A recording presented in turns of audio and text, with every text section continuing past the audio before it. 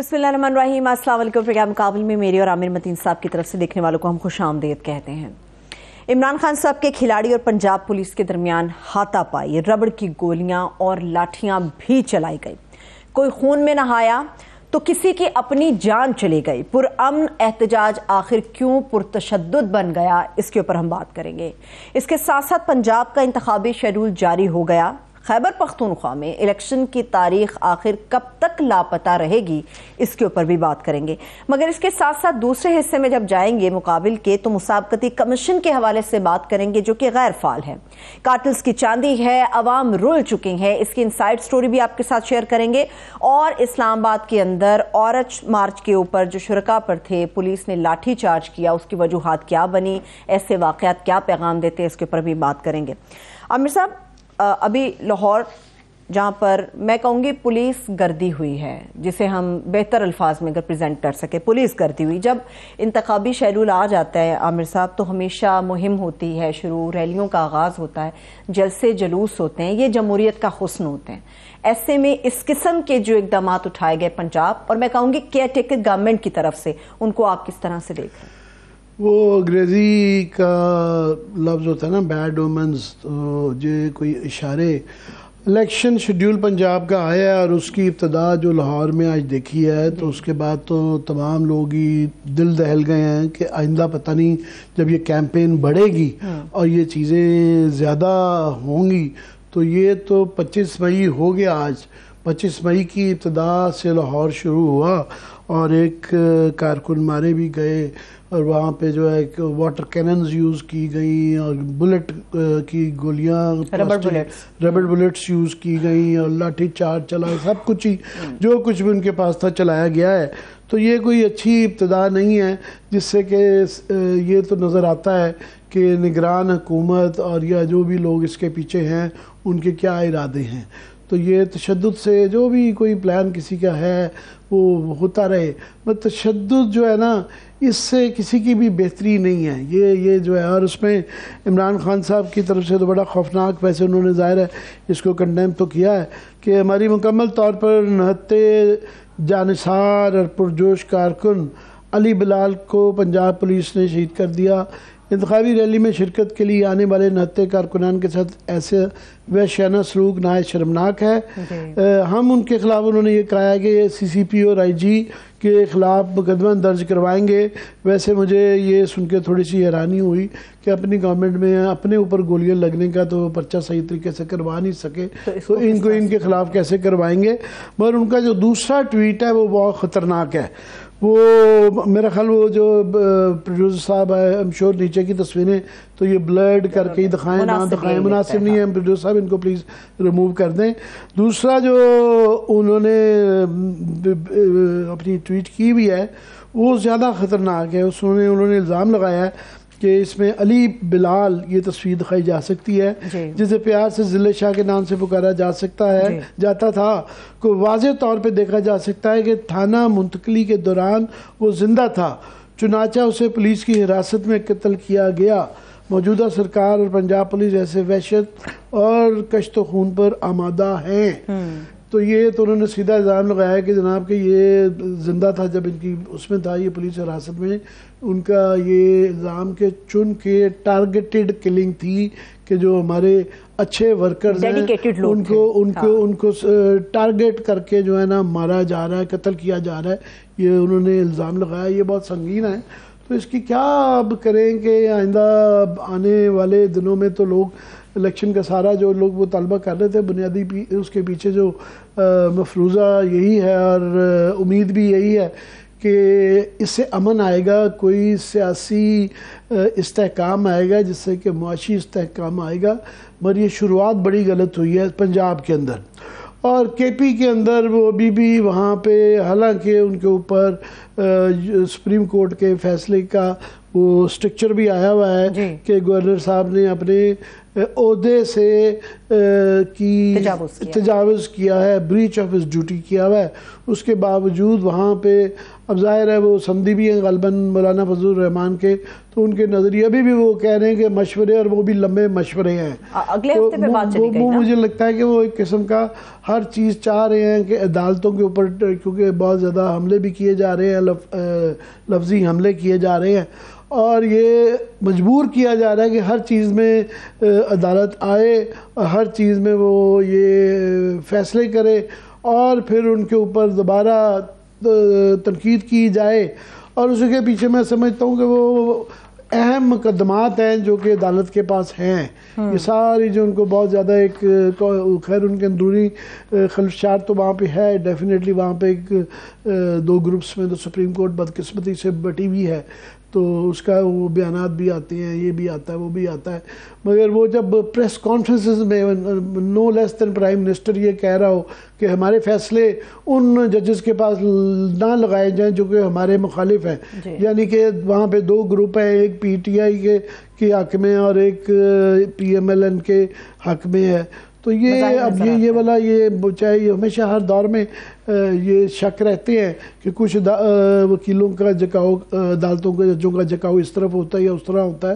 امریکہ میں بھی بڑا کلیئرلی پتہ ہوتا ہے کنزرویٹو کون ہے اور جو ہے لبرل کون ہے، مگر وہ لارجر نظریاتی بنیاد پہ ان کی تقسیم ہوتی ہے، مقدمے کی تقسیم نہیں ہوتی کہ مقدمے کے اندر اس کے لا پوائنٹس کے اوپر جو ہے ان کے اندر کوئی تقسیم نظر آئے. شامل کر لیتے ہیں اس وقت سینئر رہنما تحریک انصاف کے اسد عمر صاحب، انہوں نے ہمیں جوائن کیا. سر تھینک یو سو مچ آپ کے وقت کے لیے. جی اسد بہت شکریہ، آج بڑا مصروف دن رہا، اور میں یہی ہم بات کر رہے تھے کہ الیکشن کا شیڈیول آ گیا، بڑی اچھی خبر ہے پنجاب کے اندر، مگر جو ابتدا ہوئی ہے جو لاہور میں جس طریقے سے لاٹھی چارج ہوا ہے، تو یہ آئندہ آنے والے دنوں میں تو یہ بڑی ایک خوف کی فضا قائم ہو گئی ہے. کیا ہوگا؟ دیکھیں میں تو بہت عرصے سے کہہ رہا ہوں، لیکن اس سے پہلے میں سب سے پہلے تو ہمارا بچہ جو علی بلال شہید ہوا ہے، اس کے جو گھر والے ہیں ان کے ساتھ تعزیت کرنا چاہتا ہوں. اور میں کوئی مہینے سے یہ کہہ رہا ہوں کہ آئین پاکستان کا جو ہے نا وہ خطرے میں، اور اب تو آپ کو بالکل اس کی جو ہے نا دھجیاں اڑتے ہوئے نظر آنی شروع ہو گئی ہیں. جو آج ہوا ہے اس کا نہ آئین سے تعلق، نہ قانون سے تعلق، نہ جمہوریت سے تعلق، وہ تو بالکل ایک طاقت کا مظاہرہ ہے جس سے یہ پیغام دیا جا رہا ہے کہ یہ تمہارا آئین اور قانون اپنے پاس رکھو، ہمارے پاس طاقت ہے اور ہم اس طاقت سے اس ملک کو جو ہے نا وہ کنٹرول کر کے دکھائیں گے. تو یہ تو پورا چیلنج صرف یہ کوئی تحریک انصاف کے لیے نہیں ہے، یہ پاکستان کی عدلیہ کے لیے، پاکستان کے وکلاء کے لیے، پاکستان کی میڈیا کے لیے، سب وہ لوگ جو جمہوریت میں آئین میں یقین رکھتے، یہ سب ان کے لیے آج چیلنج پھینکا گیا ہے. اسد اتنی زیادہ آوازیں آ رہی ہیں کہ جی الیکشن نہیں ہونا، میڈیا کے اوپر یہ عام یہ کہا جا رہا ہے، کچھ دوست ایسے بھی ہیں ہمارے جو کہتے ہیں جی 5% چانس دیکھتے ہیں وہ الیکشن کا. عدالت کے اس فیصلے کے آنے کے بعد ہمیں کوئی طریقہ کار نہیں سمجھایا کوئی بھی نہیں سمجھا پا رہا کہ یہ الیکشن ملتوی کیسے ہوگا. اب تو شیڈیول بھی آ گیا ہے، تو یہ آپ کے بھی کوئی خدشات ہیں کہ الیکشن نہیں ہوگا؟ تو دیکھیں خواہش تو بالکل واضح ہے نا، تو خواہش تو پہلے سے تھی، ہر قسم کا حربہ استعمال کرنے کی کوشش کی گئی. سپریم کورٹ نے آخر کار فیصلہ دے دیا، کھڑے ہو گئے. آسان فیصلہ نہیں تھا، آپ کو پتہ ہے کہ وہ کتنا شدید دباؤ وہاں پر نظر آ رہا تھا، واضح طور پہ نظر آ رہا تھا، لیکن انہوں نے فیصلہ دے دیا. اس کے باوجود اگر ہم سب یہ سمجھ رہے ہیں تو میں سوال یہ پوچھتا ہوں کہ یہ سارے جو ٹی وی پہ اینکر بھی ہمارے بیٹھے ہوئے ہیں، میڈیا کے دوست ہیں، یہ سب سے بڑی خبر یہ نہیں ہے، ساری ڈسکشن اس کے اوپر یہ نہیں ہونی چاہیے اس وقت کہ کیا بنیاد کیا ہے کہ جس کے اوپر یہ بات کی جا رہی ہے؟ وہ کیا ساری باتیں ہیں جو بند کمرے میں بیٹھ کے سب ڈسکشن کر رہے ہیں، لیکن کسی کے ٹی وی کے اوپر آ کے وہ بولنے کو نہیں تیار کہ کیا وجہ ہے کہ نہیں ہوگا الیکشن. انشاءاللہ ہوگا، لیکن آپ کا جواب میرا یہ ہے کہ انشاءاللہ ہوگا. وہ جو 5% ہے وہ انشاءاللہ تعالی 100% ہوگا. کوشش پوری رہے گی، آخری دن تک جدوجہد ہمیں کرنی پڑے گی. اس کے بغیر الیکشن نہیں ملتا، یہ بھی میں بالکل کلیئر ہوں۔ خیر وہ بھی کلیئرلی لوگ بڑا کھلے عام کہہ رہے ہیں کہ جی یہ -1 پی ٹی آئی کے اندر ہوگا تو یہ کچھ ہو سکے گا، اس کے متعلق بڑے برملا اوپنلی یہ آوازیں بھی آ رہی ہیں۔ مجھے یہ سمجھائیں کہ آپ بڑے ہینڈی کیپڈ پولیٹیکل سچویشن ہے آپ کی الیکشن کیمپین کی، کہ اس وقت عمران خان کے تقریروں پہ لائیو اور ریکارڈڈ دکھائے جانے پہ بین ہے، پھر آج ہم نے دیکھا کہ جو آپ کا پہلی کیمپین کا سٹارٹ تھا اس کے اوپر جس قسم کا تشدد ہوا اور آپ کو یہ کینسل کرنا پڑا، تو اتنی ہینڈی کیپڈ سچویشن میں آپ کا یہ جو بڑی آپ کی پر امید تھے کہ پنجاب کے اندر آپ کا بڑا اچھا رزلٹ آ جائے گا، آپ ابھی بھی اتنے ہی آپٹیمسٹ ہیں؟ سر انشاءاللہ تعالیٰ میرے خیال میں آج جو ہوا ہے اس سے تو اور بھی زیادہ رزلٹ تگڑا آئے گا۔ دیکھیں یہ -1 کی خواہشات جو مرضی رکھتا ہو، لیکن اس ملک میں -1 اور +1 اگر ابھی کس نے کرنا ہے نا، پاکستان کی قوم نے، عوام نے کرنا ہے، اور پاکستان کی عوام جو ہے وہ فیصلہ کر کے بیٹھی ہوئی ہے۔ تو الیکشن ہوگا چاہے جلوس، میں تو کل بھی آفر ایکسیپٹ کر چکا ہوں، وہ رانا ثناء اللہ نے کہا تھا کہ الیکشن کمیشن جو ہے وہ الیکشن کرا دے، نہ جلوس ہو، نہ جلسہ ہو، نہ ریلی ہو۔ میں نے کہا جی قبول ہے، الیکشن لڑیں آپ۔ ہماری تو الیکشن کیمپین پچھلے 11 مہینے سے چل رہی ہے، ہمیں کوئی آپ کل الیکشن بلا لیں، ہمیں اور کوئی کیمپین چلانے کی ضرورت نہیں ہے۔ ووٹ اس وقت عمران خان کا، جو مرضی کر لیں، اس ووٹ کو کوئی نہیں روک سکتا۔ نہیں، میں یہ دوبارہ سوال دہرا دیتا ہوں کہ ایک طرف تو یہ آپ ہینڈی کیپڈ ہیں، میں دوسری طرف سے مریم بی بی ظاہر ہے وہ روز ان کی تقریریں ہو رہی ہیں، ان کے انٹرویوز ہو رہے ہیں، اور بہت زیادہ تواتر کے ساتھ وہ دکھائی بھی جاتے ہیں، سب کا ایک طرف سے لوگوں کو میسج آ رہا ہے۔ آپ کا جب کچھ سنایا ہی نہیں جائے گا، سوشل میڈیا کیا اتنا افیکٹو ٹول ہے؟ 1 2 آگے اگر سوشل میڈیا کے اوپر بھی قدغنیں لگ جاتی ہیں تو کسی لیڈر کی، کسی ورکر سے بات ہی نہ ہو پائے، ووٹر تک آپ کی ریچ ہی نہ ہو، تو پھر ایک بڑا مسئلہ نہیں آپ کی پارٹی کے لیے ہو جاتا؟ وہ پیمرا کا جو بین ہے اس کو جو چیلنج کر دیا گیا ہے، کل لگا ہوا بھی ہے، اس کی ہیئرنگ بھی ہو جائے گی اور انشاءاللہ تعالی وہ بین اڑ بھی جائے گا، اس کی بنیاد نہیں ہے، تو وہ لیگلی ہم فائٹ تو کریں گے۔ لیکن میں صرف یہ کہنے کی کوشش کر رہا تھا کہ یہ جو ہے نا پیغام، یہ جو پیغام ہے عمران خان کا، وہ عمران خان کا پیغام عوام کے دل دماغ میں پہنچ چکا ہے۔ یہ جتنی مرضی بین بھی لگانے کی کوشش کرے، وہ دیر ہو گئی ہے ان کے، وہ جو انگریزی میں کہتے ہیں نا the horse has bolted، تو یہ لیٹ ہو گئے ہیں اس کو کرنے کے لیے۔ لیکن اس کے باوجود ظاہر ہے کیونکہ ہمارے خیال میں غیر قانونی ہے تو ہم نے چیلنج بھی کر دیا اور انشاءاللہ تعالیٰ کورٹ سے ریلیف بھی ملے گی۔ صحیح ہے۔ اسد عمر صاحب یہیں سے گفتگو کو آگے میں بڑھا لیتی ہوں۔ میرا سوال آپ سے یہ ہے کہ کیا آپ لوگوں نے گزشتہ رات تک آپ لوگوں نے کوئی سیکیورٹی لائن اپنی کلیئر کی تھی؟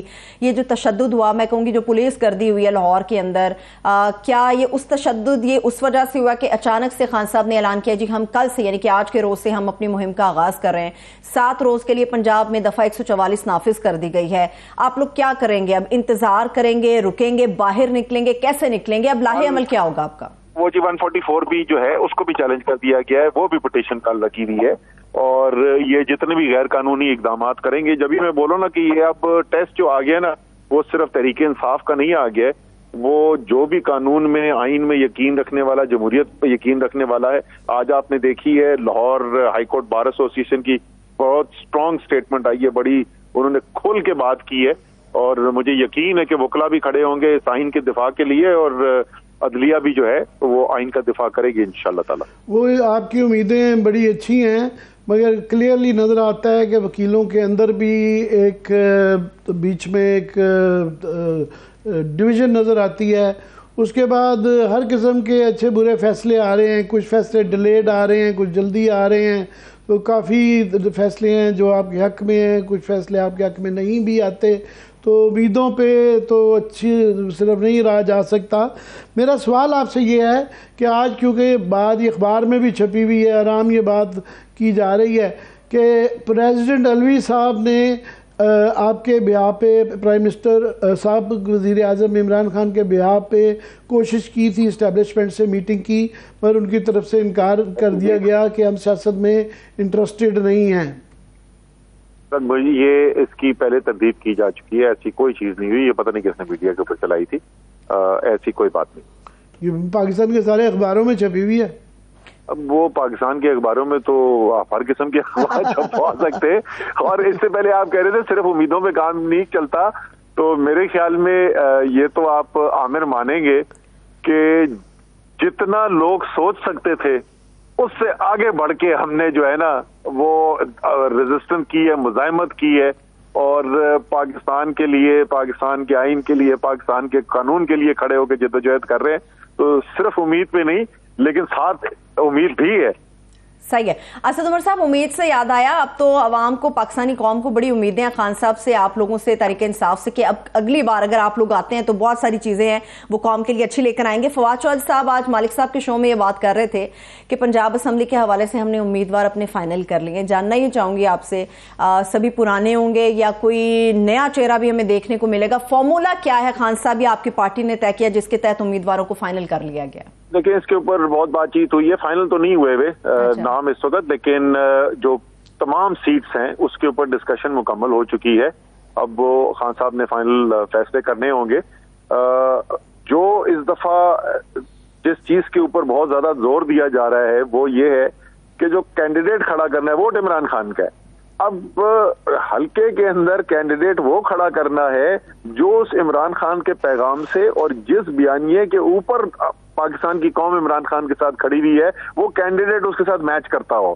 یہ ایک بنیادی اس وقت فیصلہ کیا گیا ہے, اور جو اس کی جھلک جو ہے آپ کو انشاءاللہ تعالیٰ جو ہے جس وقت امیدواروں کے نام سامنے آئیں گے تو اس کے اندر نظر آئے گی.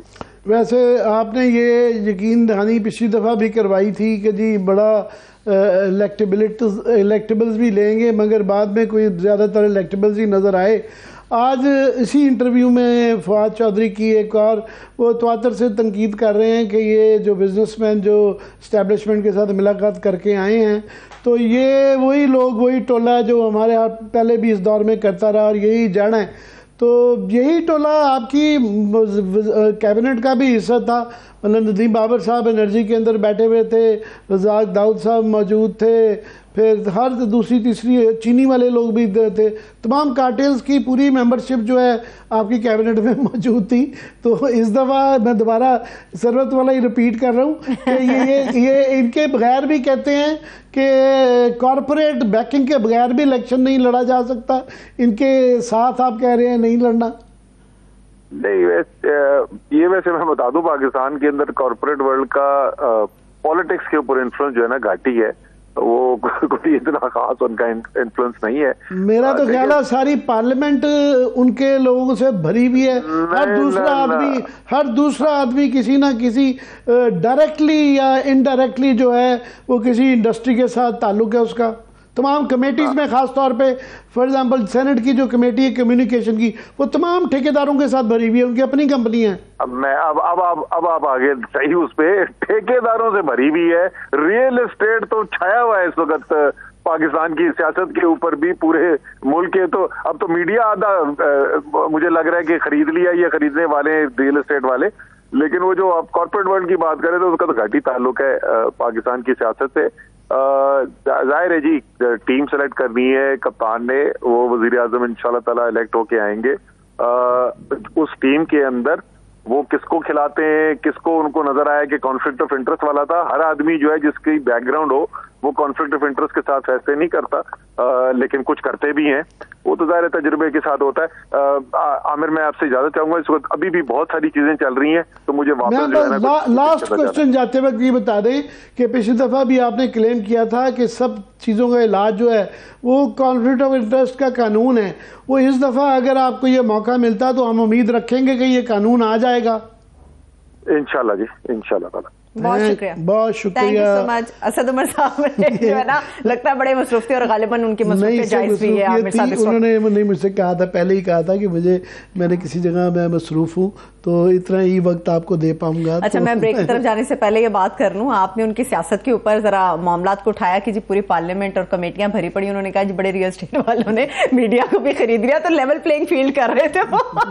ابھی ایک بریک کی طرف چلتے ہیں, واپس آئیں گے تو سیاست سے متعلق تو گفتگو ہوگی, مگر اس کے ساتھ ساتھ کوشش کریں گے کہ مسابقتی کمیشن کے حوالے سے جو ہمارے پاس عام تفصیلات ہیں وہ بھی آپ کے ساتھ اسی سیگمنٹ میں شیئر کر سکیں. ہمارے ساتھ رہیے.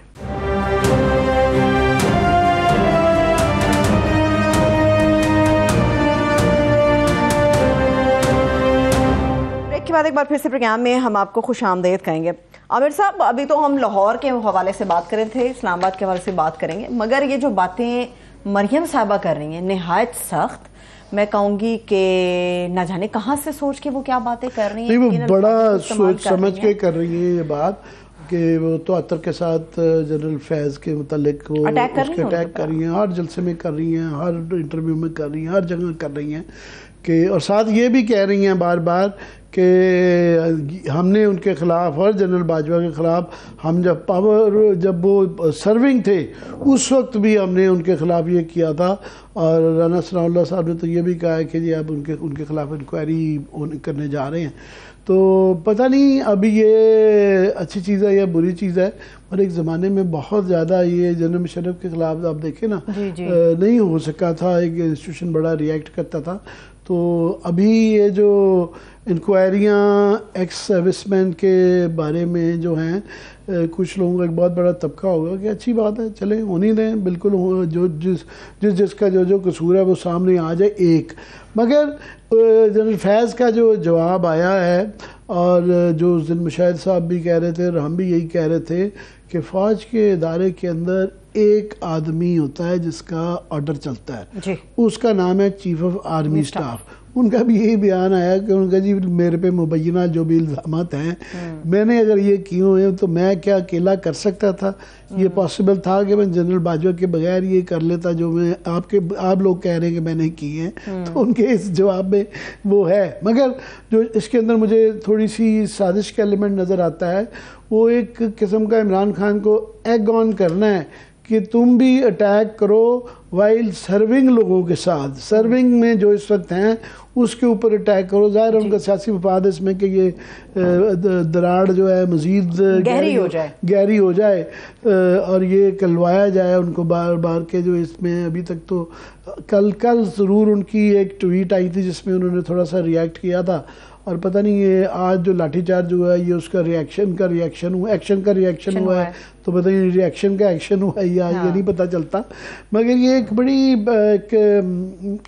میں کہتا ہوں ایک ڈرٹی گیم ہے یہ سارا کچھ, جو کچھ بھی ہو رہا ہے یہ کوئی اداروں کو مضبوط کرنے کے لیے ہمیں زیادہ جمہوریت, زیادہ مضبوط ادارے اور زیادہ اچھی روایتیں چاہیے. مگر انفارچونیٹلی دن بدن ہر آئے دن جو ہے روایتیں بھی ٹوٹ رہی ہیں, ادارے بھی کمزور ہو رہے ہیں, اور زبان کی جو تلخی ہے وہ بڑھتی جا رہی ہے, کوئی ہر روز ایک نیا لیول آ جاتا ہے. صحیح ہے. ابھی مجھے یاد آ گیا وہ زبان کے حوالے سے, کل کنونشن کے اندر مریم صاحبہ نے جس طرح کی گفتگو کی ان کے مسائل کو لے کے, صحت کے مسائل کو عمران خان صاحب کے, وہ میرے خیال میں عامر صاحب زیبا نہیں دیتا. ہم ایک ایسی سوسائٹی میں رہنے والے لوگ ہیں, ایسے معاشرے کے لوگ ہیں جہاں پر ان چیزوں کو غیر اخلاقی تصور کیا جاتا ہے. ہم ان لوگوں میں شامل ہیں کہ جب بیگم کو کلثوم نواز شریف مرحومہ اللہ ان کو درجات ان کے بلند کرے, جب ان کے بیماری کے اوپر لوگ شک کر رہے تھے تو ہم نے بڑی خوفناک مذمت کی تھی. ایون نواز شریف صاحب کی بیماری پہ, حالانکہ وہ بیماری کے بعد وہاں رکے رہے اور اس کو بعد میں پتہ چلا کہ ان کے وہ سرٹیفکیٹ ٹھیک نہیں تھے, تو ان کی طبیعت اتنی خراب نہیں تھی. مگر کوئی کسی بیمار آدمی کا ایک مذاق اڑانا کسی حوالے سے بھی, کسی کے کہ جی وہ گولیاں لگنے کا اور جی پلستر نہ اترنا, میں سمجھتا ہوں کوئی اس سے کسی کی شان میں اضافہ نہیں ہوتا.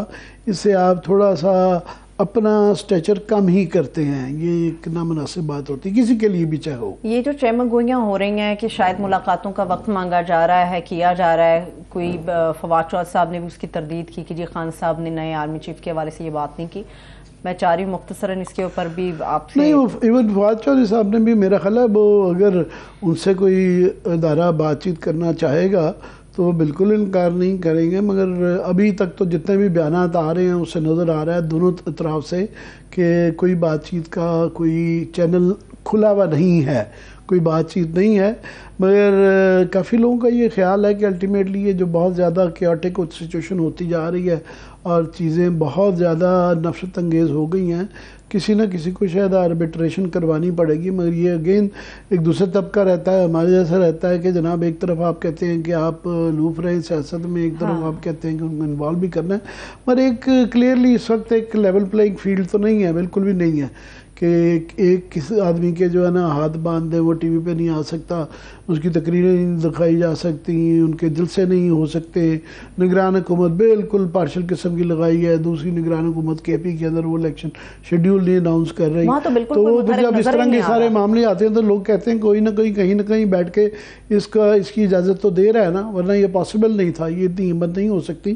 یہ یہاں سے کھل کے جو وفاقی حکومت ہے وہ بتاتی ہے کہ اس کو اتنے مہینے کی سزا ہوگی، اس کی یہ ہوگا وہ ہوگا، وہ ورچولی یہاں سے بیٹھ کے پنجاب چلا رہے ہیں. صحیح ہے. ہمت کی بات سے یاد آیا کہ آج جو کچھ اسلام آباد کے اندر ہوا عامر صاحب، خواتین کے عالمی دن کے موقع پر ہمت دکھائی ہے یا یہاں پہ بھی پولیس کر دی تھی خواتین کو جس طرح؟ بہت ہی تکلیف دہ بات ہے کہ عورتوں کا جو دن بنایا جاتا ہے وہ بنیادی طور پہ اس کے لیے ہے کہ عورتیں دنیا بھر میں ابھی بھی ایک طبقہ ہے جو کہ دبا ہوا ہے، اور خاص طور پہ ہمارے جیسے ممالک میں تو عورتوں کے ساتھ بہت زیادہ ایک بے ایمانہ سلوک بھی ہوتا ہے، بے ایمانہ سلوک بھی ہوتا ہے، برابری بھی نہیں ہے، بہت زیادہ ظلم و ستم ہوتا ہے، اور 50% کہیں ان کو ووٹ نہیں ڈالنے زیادہ. روز واقعات سنتے ہیں ہم، بڑے سنگ دل قسم کے واقعات ہوتے ہیں.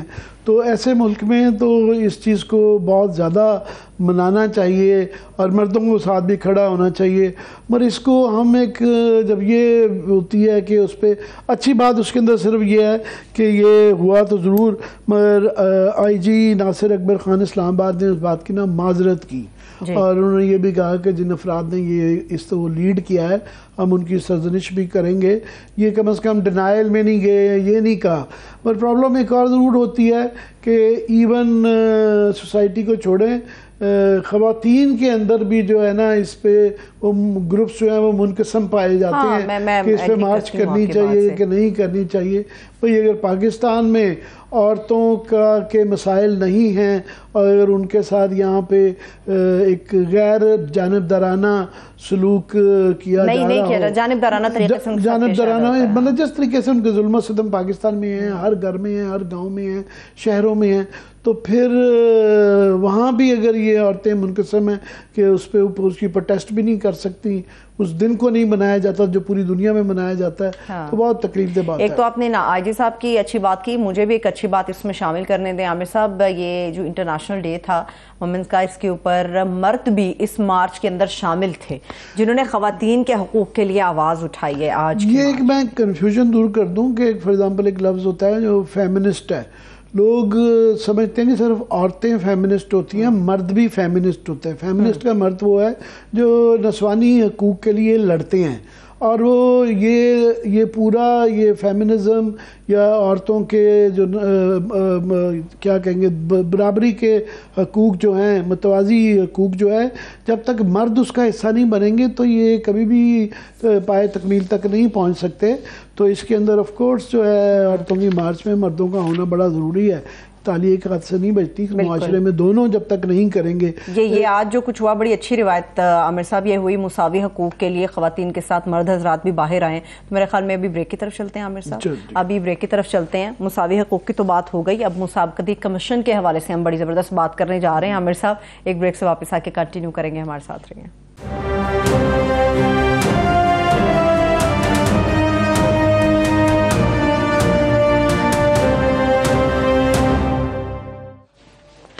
بریک کے بعد ایک بار پھر سے ہم آپ کو خوش آمدید کہیں گے. عامر صاحب، مسابقتی کمیشن، مجھے یاد ہے بہت سال پہلے بھی ہم نے اس معاملے کو اٹھایا تھا کہ مسابقتی کمیشن کا کام کیا ہوتا ہے، کیا کرتا ہے اور اس کے فوائد کیا ہوتے ہیں، مگر پاکستان میں اس کے نقصانات کیا ہو رہے ہیں؟ نقصانات یہ ہوتے ہیں کہ وہ ورچولی اس وقت جو ہے غیر فعال ہے، اور غیر فعال جان بوجھ کے رکھا جا رہا ہے. اگر آپ مجھ سے پوچھیں کہ یہ ایگ اینڈ چکن کی بحث رہتی ہے کہ پاکستان کے کرپشن کے نظام کو کیسے درست کرنا ہے اور یہ کارٹیلز کو کیسے کنٹرول کرنا ہے، تو اس کا حل نہ پولیس ہے، نہ ایف آئی اے ہے، نہ ایس سی سی پی ہے، نہ ہی نیب ہے. نیب تو بالکل بھی نہیں ہے، اور اب تو ویسے ہی وہ پہلے بھی اسٹیبلشمنٹ کا انسٹرومنٹ تھی، اب تو وہاں انہوں نے یونیفارمڈ بندہ ڈائریکٹلی لا کے انہوں نے کہا جی ہم تو دساں گے کہ کرنا ہے. وہ ہے مطابقتی کمیشن جو ہے نا، کمپٹیشن کمیشن آف پاکستان جو ہے، اگر اس کو فعال کر دیا جائے، ان کو طاقت دے دی جائے، اور صرف ان کی جو آلریڈی کام ہو چکا ہے، انکوائری ہو چکی ہوئی ہیں، ان کو آپ امپلیمنٹ کر دیں تو آپ کا پورا پاکستان آدھے سے زیادہ ٹھیک ہو جائے گا، اور یہ تمام کارٹلز کی کمر ٹوٹ جائے گی۔ یہ بڑا ہی اس کی میں مثال آپ کو دے دیتا ہوں۔ پاورفل کیا ہے، سب پوری دنیا میں سب سے پاورفل یہی ہوتا ہے کہ یہ جب ہوتا کیا ہے اس کا مقابلہ، کہ کمپٹیشن کمیشن کا بیسیکلی یہ چینی کی جس طرح پکڑی گئی کہ یہ آپس میں مل کے آدھی چیزیں مہنگی تو ہوتی ہیں نا، کہ چلو مارکیٹ فیکٹرز کی وجہ سے زیادہ تر چیزیں مہنگی ہوتی ہیں کہ وہ آپس میں گٹھ جوڑ کر لیتے ہیں، وہ سب مل کے چینی کا ریٹ اوپر لے جاتے ہیں، سیمنٹ کا اوپر لے جاتے ہیں۔ اس کو وہ ٹیکنیکل کام ہے، اس کو پکڑنا اور پروو کرنا۔ انفارچونیٹلی ہماری عدالتیں اس کے اندر شامل ہیں کہ وہ انکوائریاں، فار ایگزامپل ایک چینی کی انکوائری ہے، وہ 12-14 سال ہو گئے ہیں، وہ سٹیز میں ہیں، اور وہاں پہ آ کے جو فائنانس منسٹری بیٹھی ہوتی ہے وہ بھی بالکل وہاں بھی یہ جو بھی اسد صاحب کارپوریٹ اس کے وہ کہہ رہے تھے، ان کی طاقت ہوتی ہے کہ ابھی وہاں پہ صورتحال یہ ہے کہ وہ اس کے 5 ممبرز ہوتے ہیں، تو یہ پہلے جو 2022 مارچ تک جو ہے نا اس کے صرف 2 ممبرز تھے، اور کورم ہونے کے لیے کوئی بھی ڈیسیجن کے لیے 3 کا ہونا ضروری ہے۔ ابھی وہاں صرف 1 رہ گئی ہیں چیئر پرسن صاحبہ۔ تو آج جو ہے وہاں پہ ایک کمیٹی کے اندر جو ہے نا ان کو پارلیمنٹ کے اندر بلایا گیا، تو ان سے پوچھا گیا کہ جناب یہ کیا ہو رہا ہے وہاں پہ، تو کیوں نہیں فائنانس منسٹر کہ آپ ان کو کیوں نہیں باقی ممبرز 4 دے رہے، اس کو فعال کیوں نہیں بنا رہے، کیونکہ یہ سارا جو کارپوریٹ ورلڈ ہے یہ فائنانس منسٹری کے تھرو پالیسی، اسٹیٹ بینک کے تھرو SROs یہ سارا کچھ کیا جاتا ہے۔ تو وہ وہاں پہ میں آپ کو بتا دیتا ہوں اس کا جواب کہ ان کے پاس آئیں بائیں شائیں کر رہے تھے۔ اس وقت صورتحال ہے کہ کیا کارٹلز کون سے ہیں، فار ایگزامپل یہ جو بینکس کی ابھی ریسنٹلی ابھی آپ کے رپورٹ آئی تھی یہ پاکستان کی اپنے جو تفتیشی اداروں کی کہ یہ ڈالر کا ریٹ اوپر جا رہا ہے، اس کے اندر بینک شامل ہے۔ 8 بینکس تھے جن کا نام لیا گیا تھا کہ یہ جان بوجھ کے بینکوں کا ریٹ آ رہے تھے۔ تو یہ بینکوں کا دوسرا بینکوں کا جو ایک کارٹل جو ہے یہ سب سے بڑے منافع خور لوگوں میں سے ہے کہ یہ ایکسچینج ریٹ کے اندر گڑبڑوں کے الزام ان کے اوپر ہیں، اس کے بعد منافع خوری کے ان کے اوپر ہیں، سب سے زیادہ پروفٹ یہ لے کے جاتے ہیں۔ پھر یہ گورنمنٹ کے جو قرضے ہیں وہ وہاں بھی سارا گورنمنٹ ان سے ہی قرضہ لے لیتی ہے، باقی انڈسٹری اور خاص طور پہ چھوٹی انڈسٹری کے لیے تو بچتا ہی کچھ نہیں ہے۔ اس کے باوجود گورنمنٹ ان سے مشورے کرتی ہے، وہی بینک جن کے خلاف انکوائری ہو رہی ہے، ڈار صاحب نے ان کو بلا لیا کہ جناب یہ آپ بتائیں ہم ملک کو کیسے ٹھیک کریں، اور الحمدللہ یہ جو ابھی ریسنٹلی میٹنگ اسٹیبلشمنٹ کی تھی اس میں بھی یہ سارے لوگ بیٹھے ہوئے تھے۔ پھر وہاں پہ ٹی بی بلز کی اس وقت چل رہی ہے، وہاں پہ ٹریکٹروں کے خلاف ایک بہت انکوائری چل رہی ہے، سیمنٹ تقریباً آپ دیکھ لیں کہ 43 سیکٹرز ہیں کارٹیلز جو کہ پکڑ لی گئے ہیں۔ آپ یہ لفظ کہہ رہے ہیں اتنا سخت، کارٹیل سے مراد ہے جب مل جل کے آپ ذخیرہ اندوزی کر کے پرائسز کو اوپر لے جا کے ہورڈنگ کر کے کرتے ہیں، اس کو کارٹیل کہا جاتا ہے، ایک مجرمانہ فعل ہے۔ اور انہوں نے 43 تمام ہی پاکستان کے سیکٹر کے خلاف انکوائریز کمپلیٹ کر لی ہوئی ہیں، اور تقریباً مجھے بتایا گیا ہے کہ 35 سے 40 پینڈنگ ہے۔ اگر یہ 70-80 انکوائریاں اگر یہ ممبر فائنانس دے دیں، فائنانس منسٹری دے دے، جو کہ نہ دینے کا کوئی جواز نہیں ہے سوائے اس کے کہ میلا فائڈی ہے، بدنیتی ہے، وہ نہیں چاہتے ہیں، ان کے پیچھے شوگر لابی، سیمنٹ لابی، یہ تمام بتا دی ہے، ٹریکٹر لابی، جتنے بھی یہ ٹی بل بینک، یہ تمام لابیز بیٹھی ہوئی ہیں۔ ان کو پتہ ہے کہ اگر یہ ان کے خلاف جو انکوائریز ہو گئی ہیں اگر یہ کمپلیٹ ہو گئی تو یہ ہم مارے جائیں گے، آگے جرمانے دینے پڑیں گے، آئندہ کے لیے کام بند ہو جائے گا، جس طرح چینی کی انکوائری رپورٹ کے بعد وہ بند تو ہو گیا۔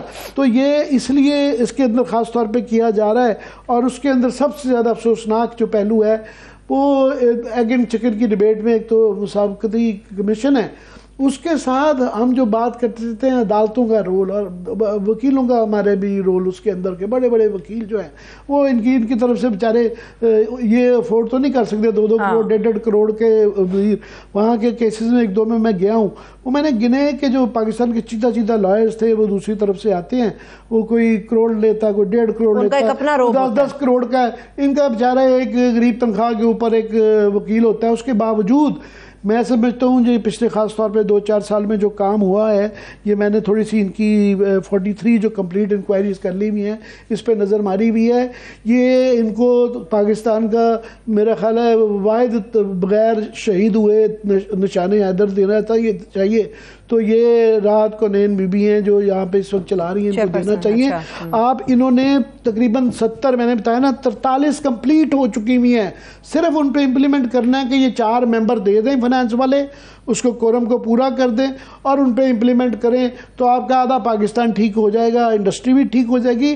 اور یہ جو پرائسز ہیں، انفلیشن جو ہوتی ہے، یہ کافی، یہ جو ہے سب سے بڑا فیکٹر اس کے اندر یہ ہورڈنگ ہے اور یہ کارٹلائزیشن ہے کہ یہ چینی کی انکوائری کے اندر ہمارے جو فائنانس منسٹر ہے وہ ہر وقت پریشان تو نظر آتے ہیں پاکستان کے لیے. تو وہ جو 4 ممبر کی ڈیمانڈ ہے ان کی، اس کو کیوں نہیں پورا کر دیتے؟ پورا سسٹم ہی درست ہو جائے گا. وہی تو روکنے کے اندر شامل ہے. میں نے کہا نا فائنانس منسٹر یہ موجودہ نہیں ہے، یہ پچھلے سارے کے سارے. یہ ابھی اسد عمر صاحب کہہ رہے تھے کہ نہیں جی وہ کارپوریٹ جو ہے نا ان کا تو کوئی انفلوئنس نہیں ہوتا پارلیمنٹ میں یا پولیٹیکل پارٹیز میں. میں ان سے یہی فرما رہا تھا کہ جناب یہ ساری آپ کی پارلیمنٹ، ہر دوسرا ممبر جو ہے ان کا ہی لابسٹ ہے.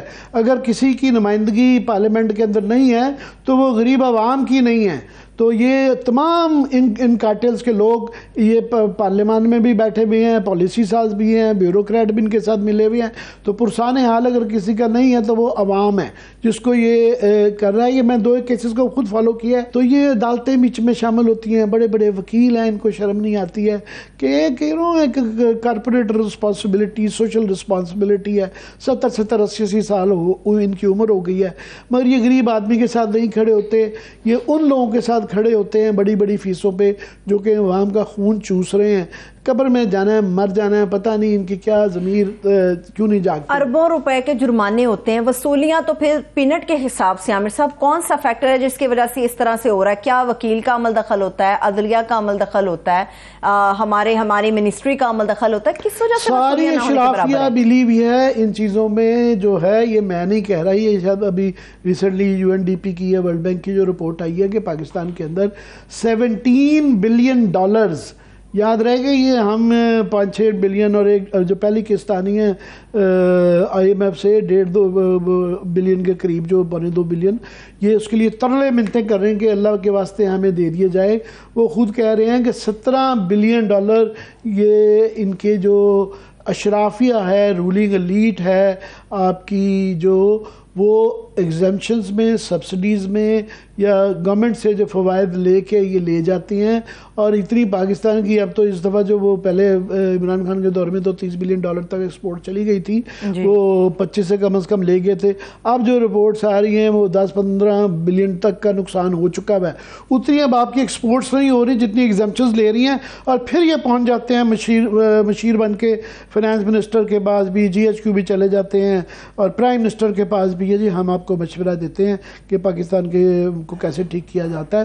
سو انہی سے یہ تار کے لونڈے والی بات ہے، مشورہ بھی تار کے لونڈے سے دبا لیتے ہیں. تو یہ انہی سے مشورہ لے رہے ہوتے ہیں کہ جنہوں نے اس ملک کا ستیہ ناش کیا. اور فواد چودھری صاحب سے میں اس میں بالکل ایگری کرتا ہوں، میں صرف اس کے اندر ایک چیز ایڈ کرتے ہوئے کہ الحمدللہ یہ وہ بھی اس سے بچے ہوئے نہیں ہیں. میں نے جس طرح بھی اسد عمر صاحب سے پوچھا کہ چینی جہانگیر ترین صاحب آپ نے حصہ نہیں ہے، تو ان کے وزیر تھے نا، اس کو تھے انڈسٹریز، وہ کنٹرول کر رہے تھے. اور اس کے بعد خسرو کا بھائی جو ہے پنجاب کے اندر، وہ خوشبخت صاحب جو تھے مختار، وہ فائنانس منسٹر تھے.